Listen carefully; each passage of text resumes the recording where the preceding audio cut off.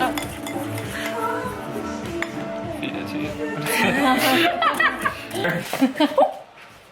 What? Did you get it on yourself? I don't know. I think he flicked it on me. He bumped me.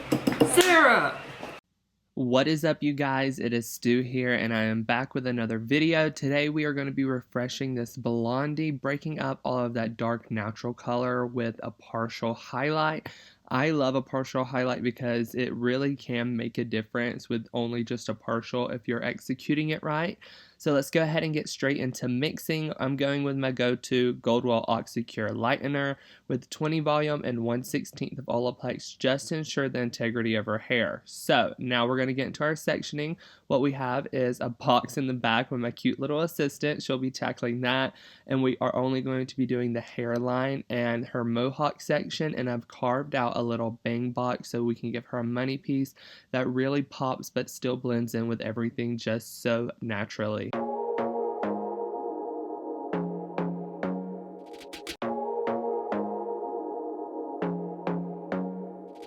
So we are going to start tackling this process by doing her hairline first because we want to ensure that that is the brightest. I'm going to be taking a few slices directly off of her hairline. That is just going to ensure that everything stays super nice and bright. And then we're going to be transitioning into super tight baby lights in this section. When I say super tight, like not like my regular baby lights, I know I take pretty small sections. We're going to be weaving where there's hardly any dropout, just enough to keep it broken up so it's not a huge blonde streak in the front. If I was just to take complete straight slices, her hair would be way too blonde to pair with her natural level if she ever parted it any different or tried to do like a braid or anything and those dark pieces were popping through. It would be like a chunk of blonde in the front. So I want to make sure everything stays super blended in that area since we're not going to be tackling from the hairline to the back of the ear. I want to be daring, baby, dance the night away. I let my hair down if I want. Don't you just get tired chasing fame and being pretty all the time? Doesn't sound like fun. You can do better. Let me show you what a good time looks like. You can do better, so much better. I don't fit into your box. Beauty queens without no flaws. You can do better. I dare you to be wilder. I don't fit into your box. Beauty queens without no flaws. You can do better. I dare you to be wilder. I want to be silly, baby, dance the night away. I'll kick my shoes off if I want.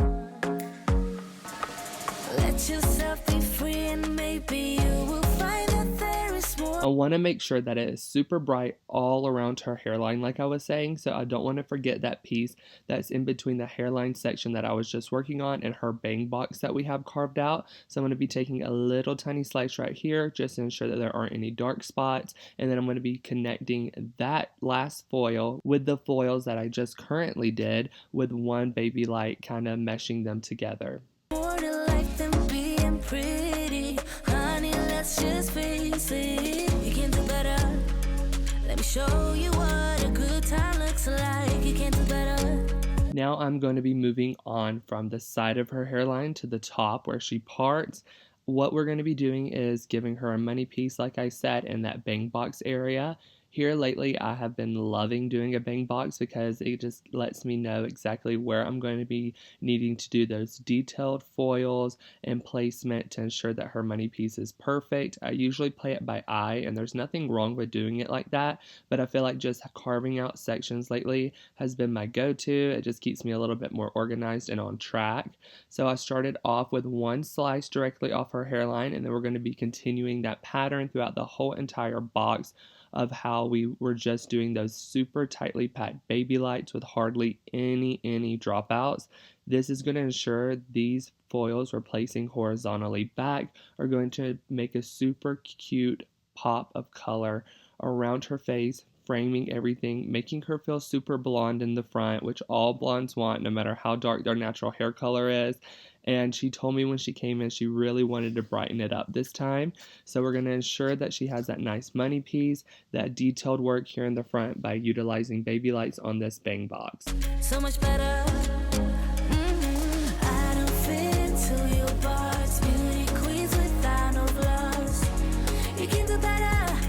Now, something that's always a good rule of thumb is whenever you're doing the hairline, obviously those hairs are more fragile. It's what the client styles the most because it's what they can see in the mirror, and it is what they touch all day and kind of fiddle with, so they're always going to be a little bit more fragile off the hairline.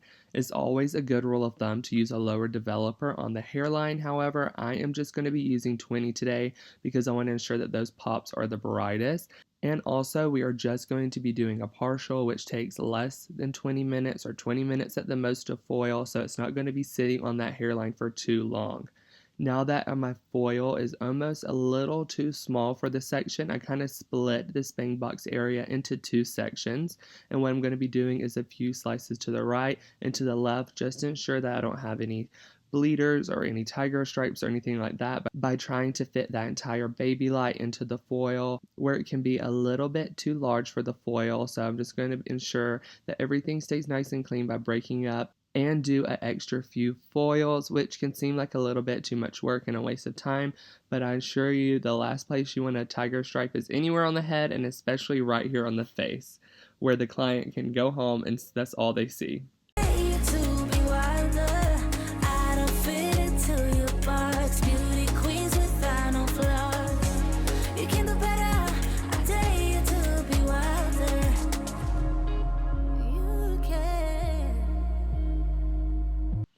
Now what we're going to be doing is doing that same pattern we did on the left side of our hair, a few slices off the hairline followed by Babylights, connecting that bang box in with this hairline section that we're tackling, and just continuing the same thing so it's even on both sides, super nice and bright and super nice and blended.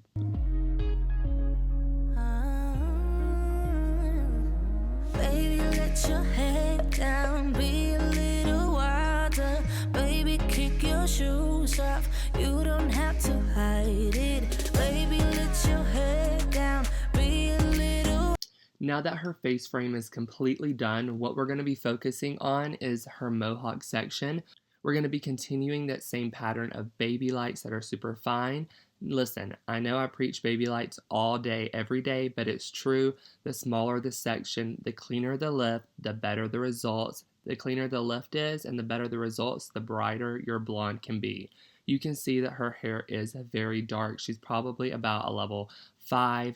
And the way that I'm going to ensure to get her blonde is not a higher developer. What it takes to get dark hair blonde is smaller sections, and I believe that 100%. There's no need to go in with 30 volume or anything higher than 20 or 10 whenever you're doing darker hair and bust open that cuticle, because smaller sections is what's going to keep the integrity of her hair, but also give her the results of her dream. Little wilder, baby, kick your shoes off, don't hide it. I don't fit into your box, beauty queens without no flaws. You can do better, I dare you to be wilder. I don't fit into your box, beauty queens without no flaws. Whenever I am babylighting, my rule of thumb, I tell all of my assistants, anyone that comes to a shadow day to the salon, the key to Babylight is just keep skimming. You can kind of relate it to Dory from Nemo. She's like, just keep swimming, just keep swimming. No, you want to just keep skimming. You want to skim the top of your foil to get your section, and then be weaving the top by skimming the top of that section that you just carved out.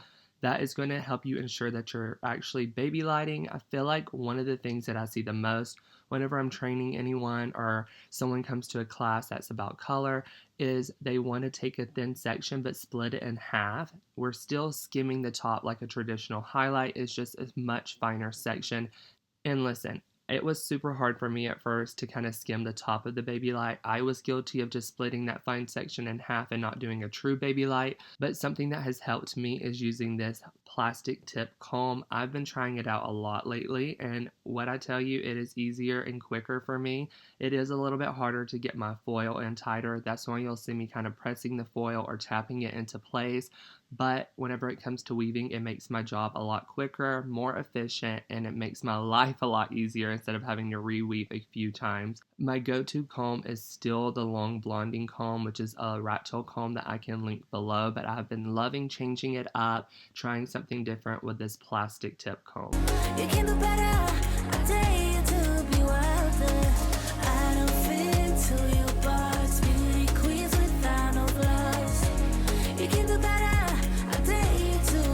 Something else that I want to mention is you'll see me a lot sectioning with my clip. One of my beauty school instructors did this and I thought it was genius because you're not having to take the clip out, clip the hair up, take your section and reclip. It's just going to be a time saver in the salon, and it is something that has sped up my time tremendously. I've been sectioning with my clip since beauty school and I am obsessed with it. It does take a little bit of getting used to, but I promise you guys that you are not going to regret getting in the habit of doing this. Something else I wanted to mention as well, while you can see it really good here, is that our saturation is everything.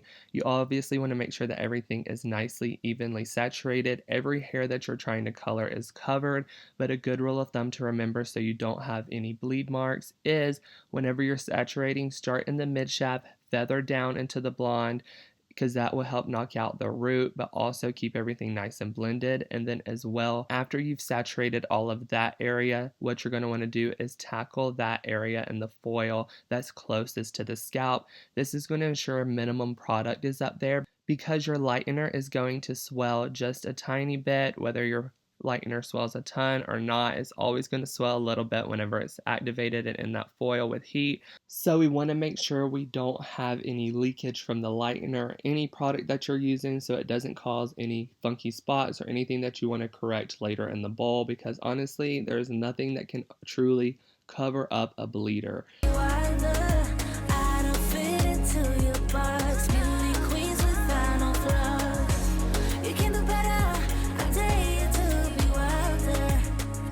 So right here you can see me weaving, and it is going to be a little bit different than a traditional weave. Obviously, traditional weaves, you start in the mid shaft and go up and down in more of a seesaw motion.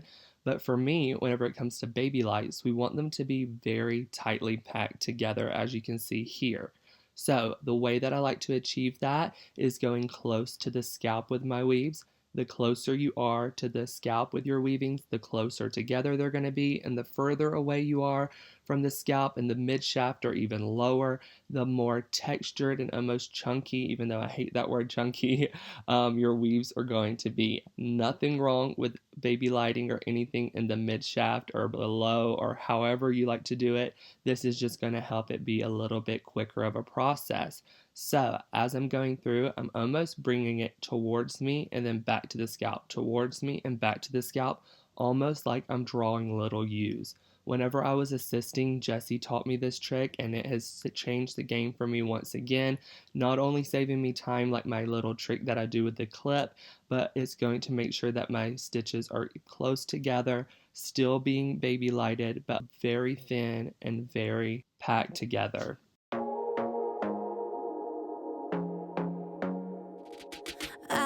To be daring, baby, dance the night away. I let my head down if I won. Don't you just get tired chasing fame and being pretty all the time? Doesn't sound like fun. You can do better. Let me show you what a good time looks like. You can do better, so much better. I don't fit into your box, beauty queens without no flaws. You can do better, I dare you to be wilder. I don't fit into your box, beauty queens without no flaws. You can do better, I dare you to be wilder. I want to. And lastly, with the foiling talk through, I want to show you how I like to double lock my foil. So you see that I like to make a little lid, hold the foil with a lot of tension, saturate, saturate, saturate. But whenever it comes to folding my foil, I'm going to be double locking it. That's why it's called double locking, by folding a little bit past halfway and then folding a little bit past the top of the foil, and then taking my comb and pushing the bottom of that lid that we created back to the top just to ensure that everything's nice and bright. So this client did process for about 35 to 40 minutes, no heat, and you can see that she lifted very nicely. So my assistant's going to start mixing up her root smudge. We're going to be rooting her just slightly so she has that nice and even grow out. And what we're using is 7N and 7NA in Redken Shades EQ. Anytime that I like to do a root smudge, Shades EQ can be a little too liquidy with the regular processing solution, so I will be using their gel developer today. That's just going to help thicken it up so I can have a cleaner application with everything. Megan is going to be tapping out for her root smudge in the back with that formula, and we're just tapping it ever so slightly with fine sections, making sure everything is super saturated, just like if you were doing any type of root touch. And I'm going to start tackling the top. I just showed you a little clip of one side being done and then the other side not, so you can kind of see the difference that it's making. And tag teaming this with my assistants is going to help my client get out of here in a timely manner without having to process for forever or me having to do everything by myself. So as you can see, root smudges aren't necessary, but I do love them to ensure that it blends in that foil line right there at their scalp and it just isn't a harsh line whenever it grows out. So I'm doing the same thing up front that Megan was doing, saturating, saturating, saturating, and then we're going to be going through with a blending comb or our metal bristle brush. The metal bristle brush that I'm using here has been my go-to for detangling hair or just blending roots in. I'll link it in the comments below so you guys can get yours. They're like $12. They're amazing. And while that root is sitting everywhere but on her hairline, I'm going to be mixing up while she's processing. This is also another time-saving tip because you're getting kind of a double whammy out of everything. I'm mixing up during her processing time. So the formula that I am using is Retkin Shades EQ, again my go-to, 9P, 9V. That is going to counteract all of the warmth, but I'm also adding in a little 9N to help neutralize everything because she doesn't want to be too brassy. Anytime you're lifting darker hair, a level 6 or lower, you're always going to be dealing with warm tones. I mean, listen, everybody lifts warm. So the way to counteract that, I'm going to be utilizing 9P, which is a blue and a violet base, which is great for pearly blondes, and 9V, which is violet, and it's going to help ash it out and give it an extra kick. The 9N, like I said, is just going to be to neutralize everything. And now you can see that I'm going through after she has sat for about 7 minutes with the root smudge on her base, and we're just going to be tapping out that hairline. And I kind of wanted to show you guys up close and detailed how I do this because I know it can be a little bit scary to put a darker color on a blonde's face frame after you've done all that detailed work to keep it nice and to keep it bright. But I'm telling you, this is still going to help blend in. You don't want a chunk of blonde in the front when it's growing out, just like I was referring to with everywhere else on her head. We don't want a chunk of blonde in the front when it grows out and everything else to be more of a soft grow out. So going through, tapping this out last is going to ensure that it stays very bright. I am using the same formula today, the 7N, 7NA, but you can also always tap through the hairline with something that's a little bit brighter.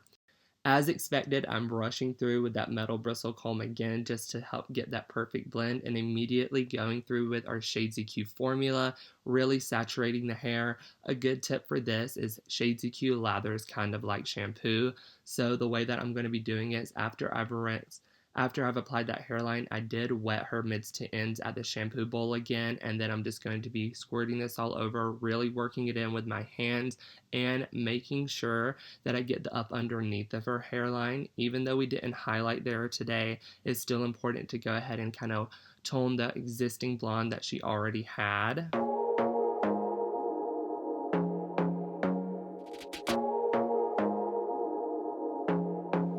As you can see, she is processing very nicely, and we're going to be leaving this on a few more minutes. There is no set amount of time. I know you guys ask me, how long do you usually leave a toner on? It's different for everyone, and you just want to play it by eye.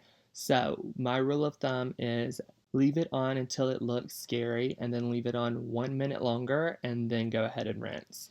So now all there is to do is to go ahead and blow dry her. We are going to be adding in 2 rows of Jay-Z Stylez co-extensions in the color, the Jagger and the Jordan, to match her blonde so perfectly. And then we're going to be curling her up. I wanted to talk about pricing a little bit before I showed you the after. For a partial highlight, it starts at $100, and that includes the first mix of lightener, the root, the toner, an Olaplex treatment, and your wash and style. The only way that it can go up is additionally by $20 per every lightener mix. We did use 2 bowls for her, so her color service totaled out to be $120, not including her 2 rows of extensions and her tape-ins. And look at this, you guys. This is her after. It is so beautiful and perfect, a lot brighter as you can see, and I am obsessed with it. Don't forget to like and subscribe to my channel, and then I will catch you on the next one. Be silly, baby, dance the night away. I'll kick my shoes off if I want.